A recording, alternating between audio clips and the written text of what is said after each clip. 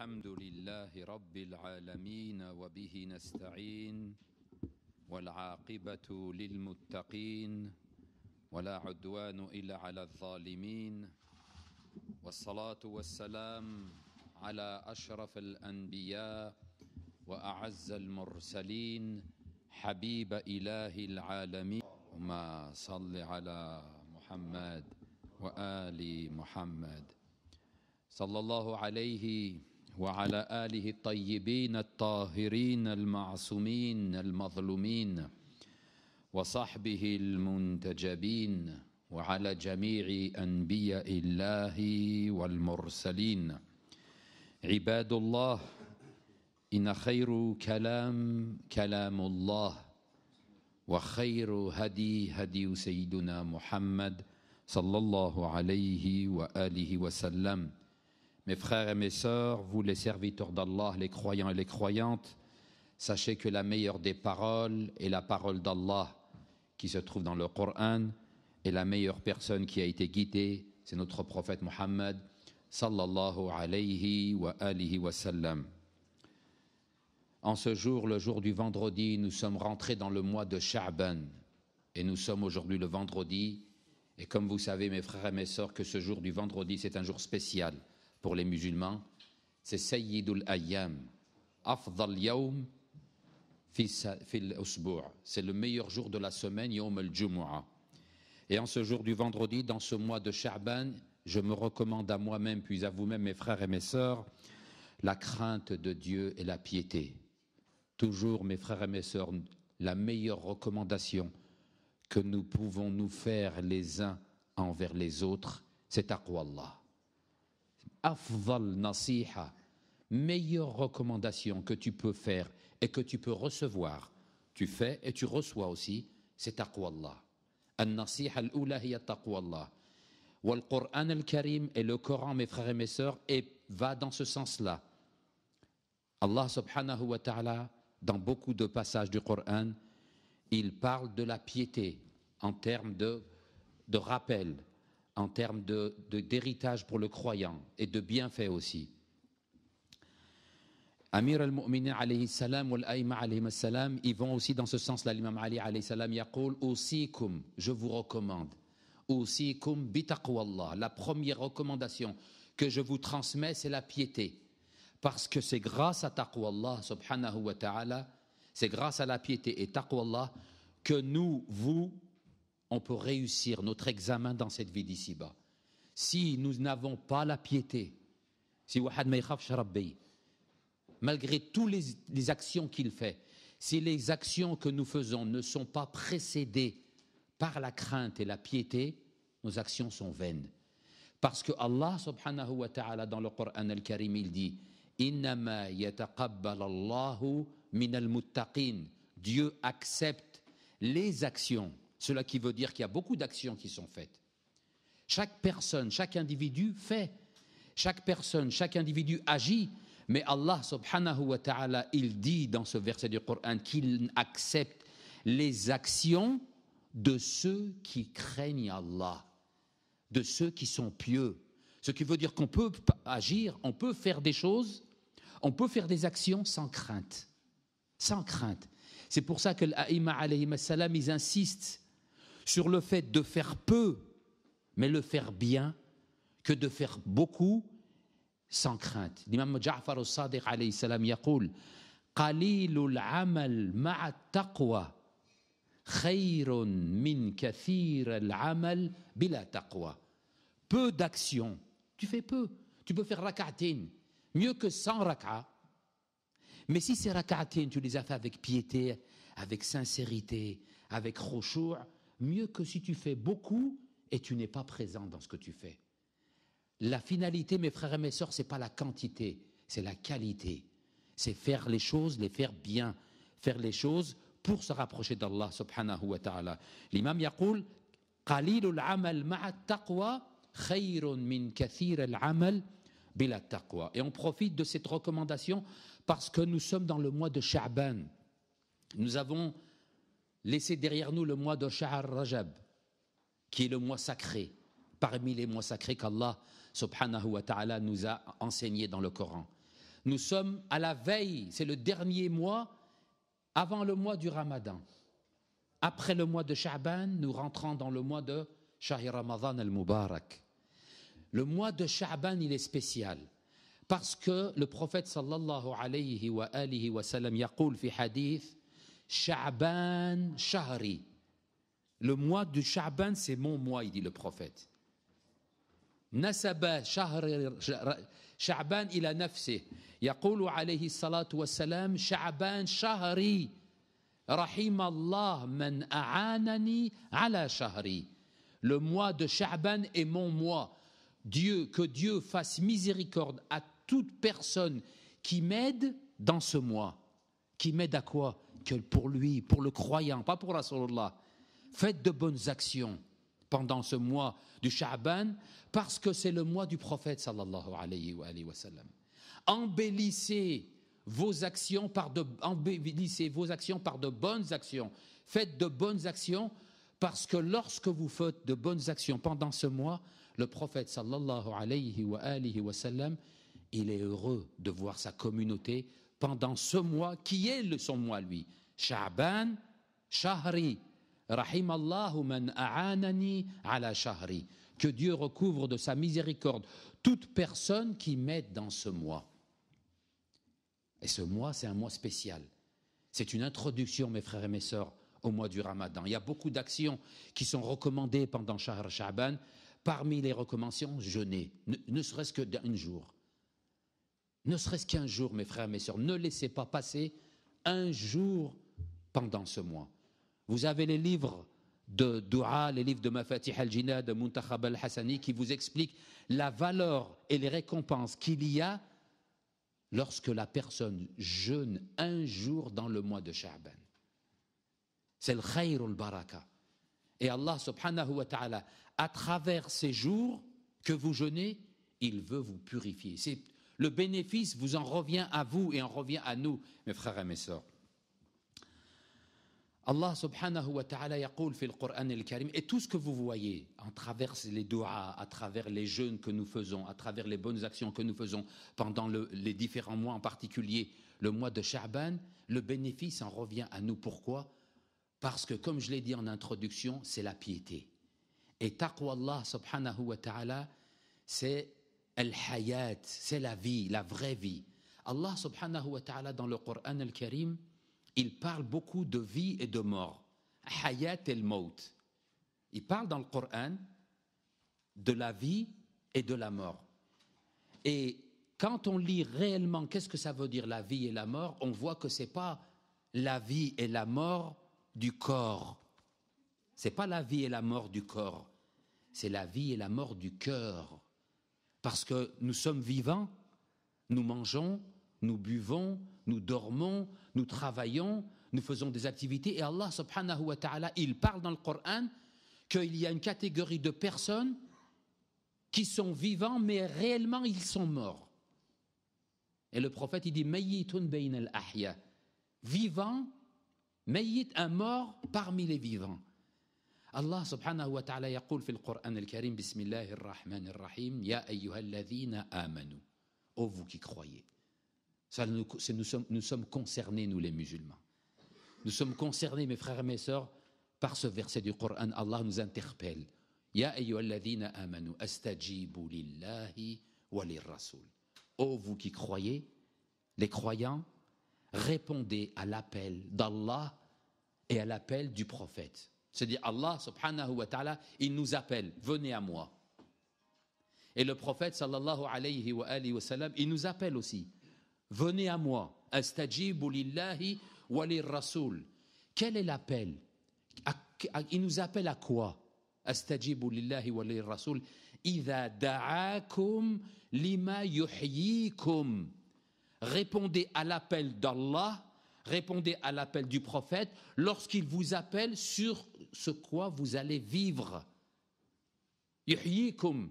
Vous allez revivre. Ce qui veut dire quoi? Que nous pouvons être morts? Et ce n'est pas l'au-delà. L'au-delà, c'est autre chose. C'est qu'il se peut que dans ta vie, tu es mort. Malgré que tu manges, malgré que tu respires, malgré que tu marches, mais en vérité, tu es mort.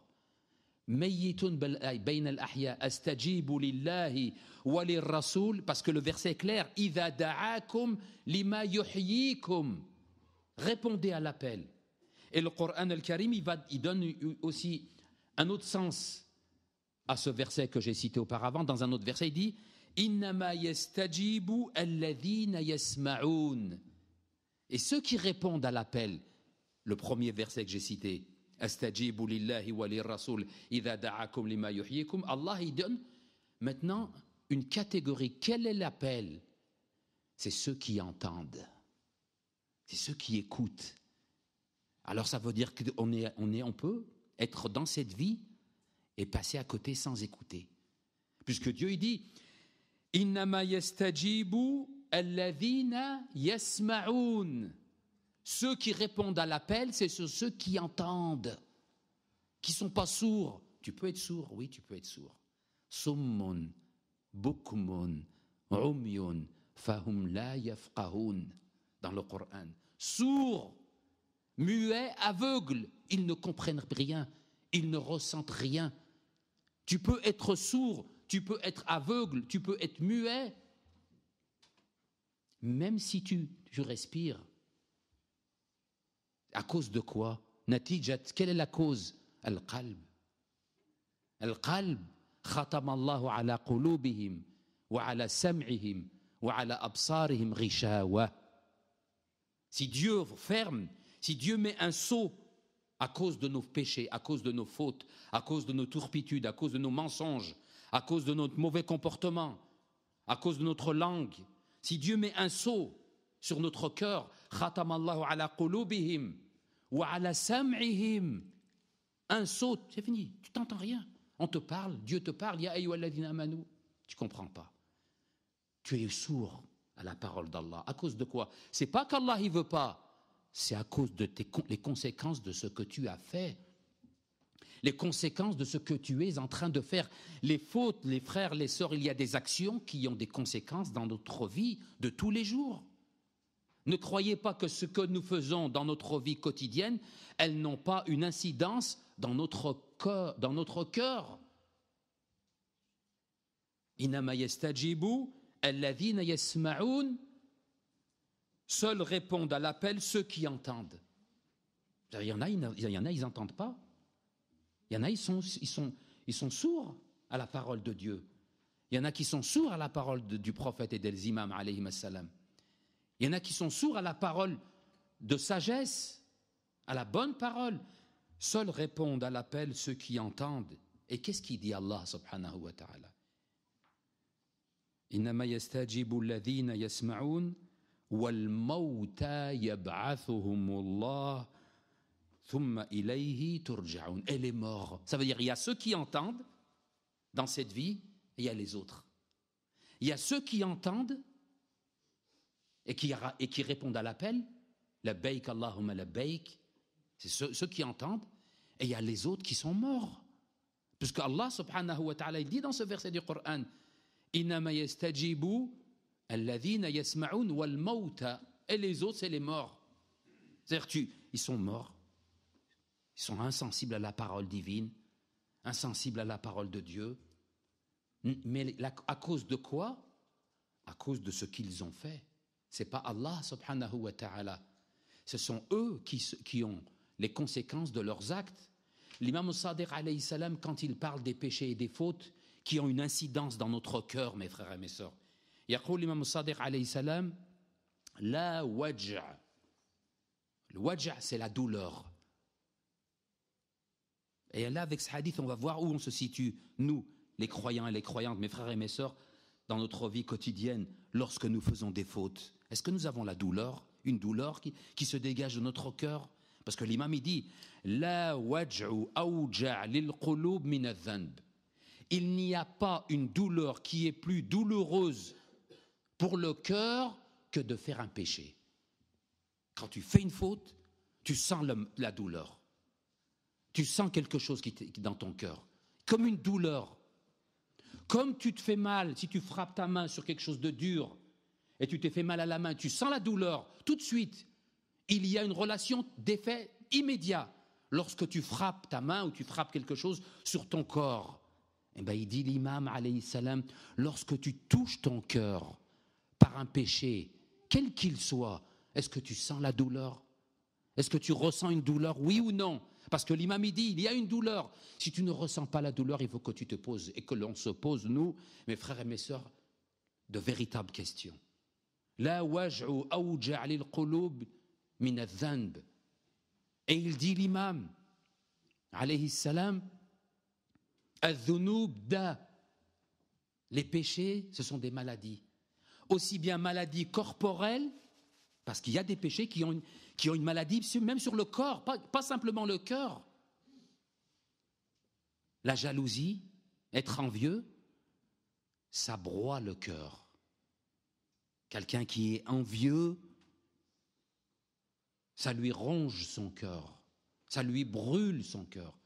Et même dans sa vie de tous les jours, vous trouvez une personne envieuse, c'est une personne qui est pleine de problèmes, qui est pleine de soucis. Donc il y a une incidence sur le corps et le cœur. Adh-dhunub da, il dit l'imam, les péchés, ce sont des maladies. Et il y a des multiples maladies. Il y a beaucoup de péchés, il y a beaucoup de maladies. Adh-dhunub da, wad-dawa, da, la maladie, ad-dawa, le médicament, le remède, al-istighfar, se repentir sincèrement, chercher pénitence auprès d'Allah subhanahu wa ta'ala, faire acte de pénitence. Wa shifa, et si tu veux guérir, parce que quand nous, mes frères et mes sœurs, on tombe malade, notre corps, on va chez le médecin, il nous diagnostique telle maladie, il nous donne le traitement, et après il nous met en garde sur faire telle ou telle, ne pas refaire telle ou telle chose qui pourrait nuire à ton corps et que la maladie pourrait revenir. Alors le médecin, il te donne un traitement, mais il te dit attention, éloigne-toi de telle chose ou ne fais pas telle chose, ou etc. parce que ça peut revenir.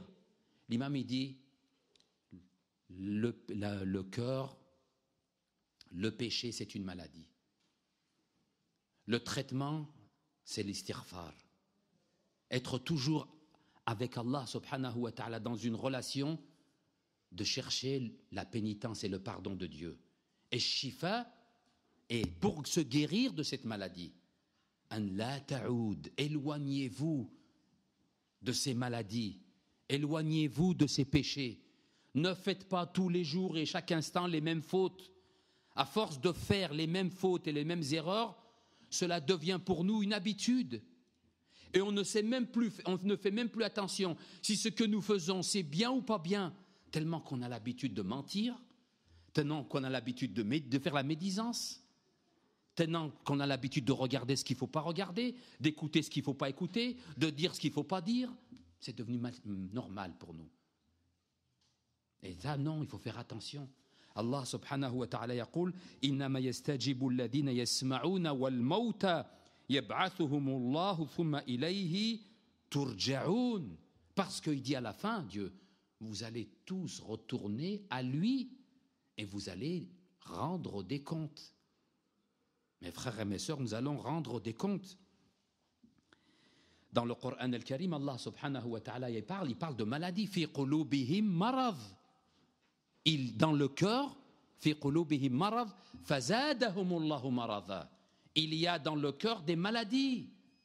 Il faut lutter contre ces maladies. Il faut faire des efforts pour lutter contre ces maladies.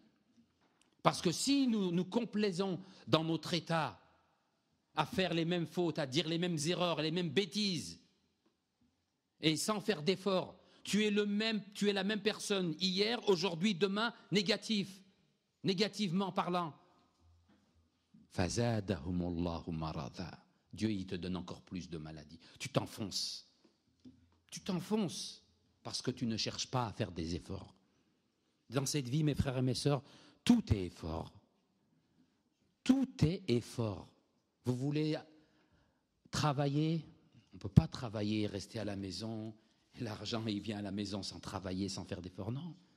Un sportif de haut niveau, s'il veut atteindre le summum Au niveau sportif, il doit faire des efforts. Et même des fois, il fait des efforts plus que les autres. Chaque chose, nous, si nous voulons atteindre ce que nous désirons dans cette vie d'ici-bas, ça passera obligatoirement par faire des efforts. Rien ne vient gratuit. C'est pas tu t'assois, tu fais doua, et puis le ciel il s'ouvre, et puis monsieur un tel ou madame un tel, ça y est, c'est bon, c'est réglé pour vous. Non, il faut faire des efforts. Il faut faire des efforts à travers notre vie pour lutter. C'est une lutte.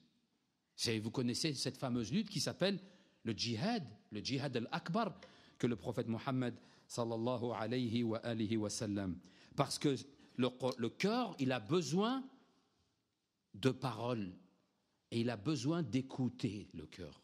Le cœur, il a besoin d'écouter. Il a besoin d'écouter la parole de Dieu. Il a besoin d'écouter la parole du prophète. Il a besoin d'écouter la parole des imams alayhim assalam. Les bonnes paroles ont une incidence sur le cœur et les mauvaises aussi. Les bonnes personnes ont une incidence sur ton comportement, les mauvaises aussi.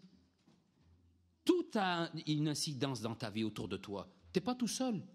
Le bien et le mal, selon toi, comment tu te comportes autour de toi, soit tu réagis positivement, soit tu réagis négativement. Mais à la fin, c'est toi. ثم إليه ترجعون. يقول الرسول صلى الله عليه وآله وسلم شر العمى, le pire des aveugles. Nous, quand il parle, on croit que c'est l'aveugle, celui qui bénéficie pas de la vue. C'est pas ça. Parce qu'un aveugle mu'min, pourquoi c'est char? Non. Char al-ama, il dit le prophète sallallahu alayhi wa sallam, amal qalb. Le pire des aveugles, c'est celui dont le cœur ne ressent rien. Amal qalb. Le cœur est aveugle. Ça veut dire que tu peux voir avec ton cœur. Tu peux ressentir avec ton cœur. Indépendamment de voir avec tes yeux, tu ressens avec ton cœur. C'est pour ça qu'Allah subhanahu wa ta'ala yaqul ثم قست قلوبهم فهي كالحجارة أو أشد قسوة. Il y a des cœurs qui sont durs et même plus durs que la pierre. Pourtant, nous, quand on dit le cœur, c'est quoi le cœur? C'est un bout de chair. Si tu prends une pierre avec ton cœur qui est un bout de chair, tu dis non, c'est pas possible. La pierre, le cœur, il est plus tendre. C'est un bout de chair. Mais il ne parle pas de il parle de ton âme. Il parle de toi, comment tu es, à travers ta vie, à travers tes actions. Ruhak. C'est pas ce morceau de chair. Quand on dit hadha al-insan, cette personne, il a le cœur qasi, un cœur dur. C'est-à-dire il est insensible à la miséricorde. Il est insensible à la parole de Dieu. Il est insensible au rappel de Dieu. Quand tu lui parles, il est insensible. À cause de quoi? On revient toujours à cause des actions, à cause de ce que nous faisons. Nous sommes le vendredi du mois de Sha'ban. Il faut bien être conscient de la chance que nous avons, mes frères et mes sœurs, d'être dans ces lieux, des lieux de rappel, des lieux où nous avons la chance de faire le point avec nous-mêmes, de faire notre autocritique, de savoir où on se situe, à quel niveau, on est où. Et ça, c'est une bénédiction que Allah subhanahu wa ta'ala, il nous a octroyée. يقول عليه الصلاة والسلام ألا وإن من البلاء فاقة وأشد من الفاقة مرض البدن وأشد من مرض البدن مرض القلب ألا وإن من صحة البدن تقوى القلوب. Il parle de la maladie du corps, la maladie du cœur, et il y a des degrés. Il dit la maladie du corps, c'est une difficulté. C'est difficile à supporter. Pour la personne, quand il est malade, c'est dur, tu souffres. Mais le prophète, il dit, il y a une douleur qui est encore plus grande. C'est la maladie du cœur. Malheureusement, nous, on ne fait pas attention. On croit que c'est rien. Il dit, c'est encore plus dur la maladie du cœur que la maladie du corps.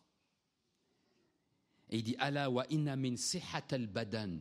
Et si vous voulez avoir un corps, badanu sahih, fi siha fi salama, il dit, qu'est-ce qu'il dit le prophète? Taqwa al-qulub, la piété, taqwa Allah subhanahu wa ta'ala, être pieux. On revient toujours à l'essentiel que j'ai dit en introduction, mes frères et mes sœurs, taqwa Allah, la piété. Recherchez à travers vos actions et à travers votre vie quotidienne toujours la nécessité de taqwa Allah subhanahu wa ta'ala. Inna asdaq al-hadith kitab Allah al-aziz, a'udhu billahi minash shaytan ar-rajim, bismillahir rahmanir rahim, wal asr, innal insana lafi khusr, illa alladhina amanu wa amilu s-salihati wa tawasaw bil haqqi wa tawasaw bis sabr.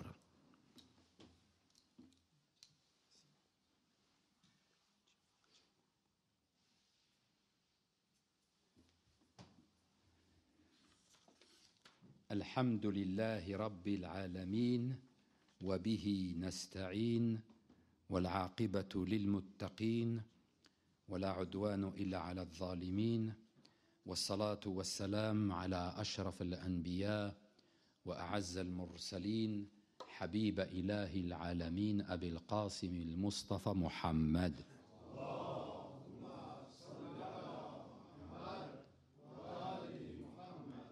صلى الله عليه وعلى آله الطيبين الطاهرين المعصومين المظلومين وصحبه المنتجبين وعلى جميع أنبياء الله والمرسلين.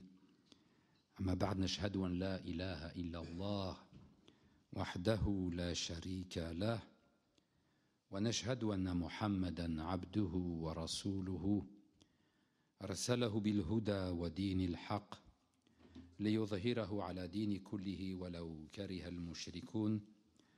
ونشهد أن سيدتنا ومولتنا فاطمة الزهراء سيدة نساء العالمين، ونشهد أن عليا أمير المؤمنين حجته، والحسن حجته، والحسين حجته، والأئمة المعصومين من ذرية الحسين حجاج الله. اللهم إني بهم أتولى ومن أعدائهم أتبرأ.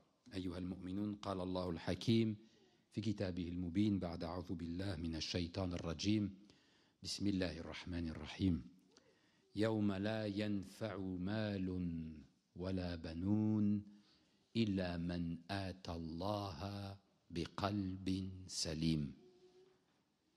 يوم هو يوم القيامة، لا ينفع شيء. Le jour du jugement dernier, rien ne te sera utile, ni tes biens matériels, ton argent. Le jour du jugement dernier, tu ne peux rien faire avec. Wala banoun, il n'y a qu'une chose, sauf celui qui est venu à son créateur, Allah, illa man ata Allah biqalbin salim. Biqalbin salim, avec un cœur purifié. D'où la nécessité que j'ai citée auparavant dans la première partie de la khutbah, l'importance du cœur, les frères et les sœurs. Indépendamment de l'importance du corps, l'importance du cœur. Faire le nettoyage pour rencontrer Allah subhanahu wa ta'ala avec un cœur salim. Yawma la yanfa'u malun wala banoun illa man ata Allah biqalbin salim. Wa min jumlat al-umur, parmi les actions qui font que la personne, هذا الإنسان ينفع له أعماله يوم القيامة.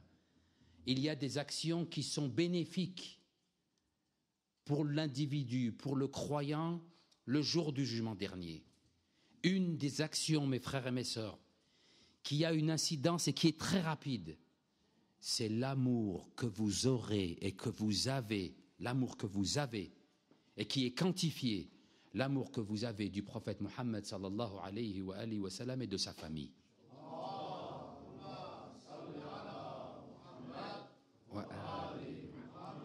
L'amour que vous allez porter et que vous portez dans votre vie d'ici-bas au prophète et à sa famille, هذا يوم القيامة سينفع. Le prophète il dit Sha'ban shahri rahimallah man a'anani ala shahri. Le prophète il dit que le mois de Sha'ban c'est mon mois et que Dieu recouvre de sa miséricorde toute personne. C'est grâce au le mois du prophète, sallallahu alayhi wa sallam. Et l'amour que vous portez à la famille du prophète, Ahl al-Bayt. Vous savez, les frères, nous sommes le début du mois de Sha'ban. Le début du mois de Sha'ban, il y a la naissance de notre imam, l'imam Hussein alayhi salam. Le troisième, Allahumma salli ala Muhammad wa ali Muhammad. Le 3 de Sha'ban, c'est la naissance de l'imam Hussein alayhi salam. Le fils de l'imam Ali, le fils de Fatima az-Zahra, le petit-fils du prophète Mohammed sallallahu alayhi wa sallam. Le prophète, quand il parlait de l'imam Hussein, il ne disait pas c'est mon petit-fils, il dit c'est mon fils. Quand il parle, le prophète sallallahu alayhi wa sallam, de l'imam Hussein alayhi salam, il parle comme si c'était son fils, et c'est son fils. هذه المناسبة نتقدم بأعز التبريكات والتهاني إلى إمام زماننا. Nous transmettons toutes nos félicitations à notre imam, l'imam du temps, l'imam Mahdi alayhi salatu wassalam, à l'occasion de la naissance de son grand-père, parce que l'imam Hussein alayhi salam, c'est son grand-père.